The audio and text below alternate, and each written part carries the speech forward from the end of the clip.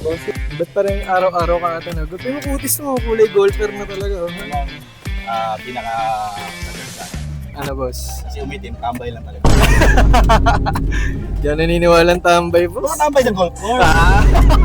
Pwede naman yan eh, natambay, hindi ka naman lalaro eh, no? Mainit ka lang. Parang paglabas mo, kunwari, Go! Nice! Kumapit pre. Ganda no, no? Pre, ganda ng gulong oh. Go! Bunker! Par 4 to pre, layup yun. Bakit? Baka ma-pressure ka! Kita mo nga kung paano pre.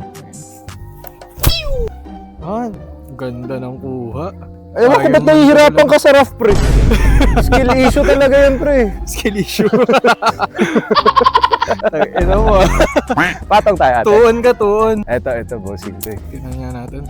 Pag seryoso daw siya, magaling siya eh. Oo, wala nga. A shot! Bye! Ano to, pre? Closest to the bunker. Closest to the bar. Closest to... Gabulan sila ni Woody, pre. Gagano siya! Tiger! Tiger, ba't nandiyan ka na naman? Naghahanap sa buhay. Ano ni Woody? Ano yan, pre? Pag 10 years ka na talagang pinapahirapan mo na yung golf eh. Masyado na madali. Pero 10 years na golfer. Buti pa to, kulay 10 years lang nag-golf. Okay lang, diba? Experience-wise.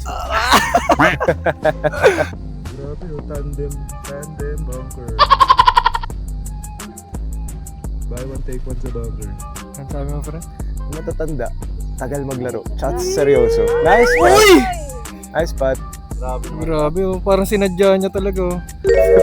Pero triple bogey na yan. Galing sa kagubatan yan. Triple bogey na yan. Grabe mga matatanda daw, seryoso maglaro.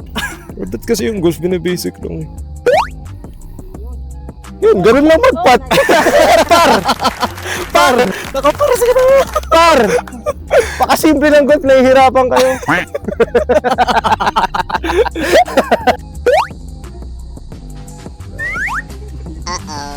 Ano sabi mo dati, pre, meron ka ng template ng 8-foot putt? Ano pangit yung green pre, pangit 8.5 yan, pre, no? Oo, Wala ka sobra, sukat sobra yan, ng 0.5 par. Tsaka pangit yung green, pangit. Ewan mo ba, pangit dito sa Mimosa? Oo, galit sa tanga tong course na to eh. Ito, ang bait-bait niya sa akin.